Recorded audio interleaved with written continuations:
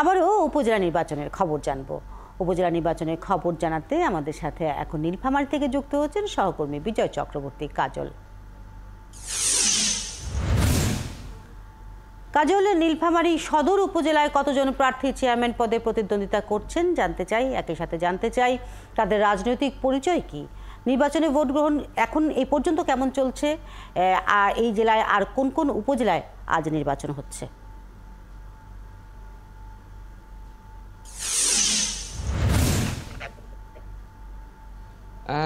ধন্যবাদ শিল্পী। প্রথমে জানিয়ে রাখি যে আজকে ষষ্ঠ উপজেলা পরিষদ নির্বাচন তৃতীয় ধাপে নীলফামারী সদর উপজেলার একটি উপজেলা পরিষদের নির্বাচন অনুষ্ঠিত হচ্ছে। আমাদের এই নির্বাচনে মোট প্রার্থী রয়েছেন চেয়ারম্যান পদে 4 জন এবং ভাইস চেয়ারম্যান পদে 5 জন এবং মহিলা ভাইস চেয়ারম্যান পদে 4 জন।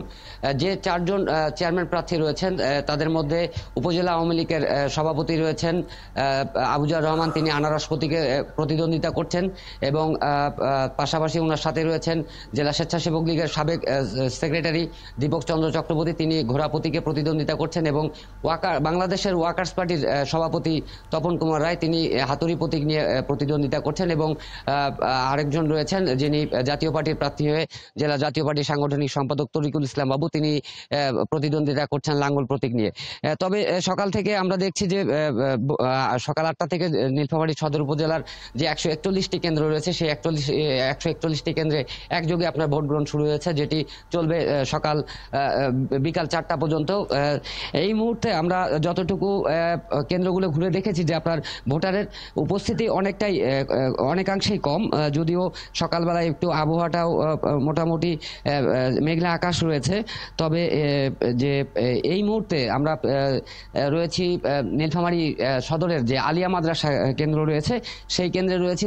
আমরা কেন্দ্রের যিনি প্রিজাইডিং কর্মকর্তা রয়েছেন তার কাছে আমরা যতটুকু জেনেছি যে এখন পর্যন্ত তার এই কেন্দ্রে যে মোট ভোটারের তুলনায় মোটামুটি তাদের এখানে এখন পর্যন্ত 8% মতো ভোট তারা এই গত 1.5 ঘন্টায় কাস্ট করেছেন এবং ভোটাররা আসছেন। তবে প্রিজাইডিং কর্মকর্তা যেটি জানাচ্ছেন যে যেহেতু সকালবেলা, যার কারণে এই সময়টুকুতে আপনার ভোটারের উপস্থিতিটা অনেকটাই কম থাকে, যার কারণে উনি আশা করছেন যে দুপুর নাগাদ এখানে ভোটারের উপস্থিতি আরও অনেক বৃদ্ধি পাবে এবং যে সেক্ষেত্রে তারা আশা করছেন যে এই যে কেন্দ্রের মোটামুটি 40 থেকে 50% ভোট তারা ভোটারদের কাছ থেকে নিতে পারবেন।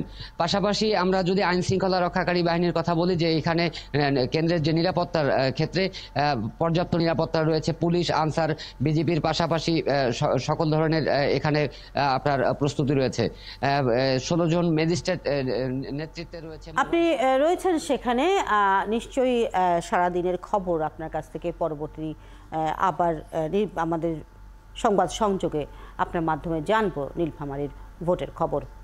দর্শক, আমাদের সাথে তৃতীয় ধাপের উপজেলা নির্বাচনের খবর জানাতে নীলফামারী থেকে যুক্ত ছিলেন আমাদের সহকর্মী বিজয় চক্রবর্তী কাজল।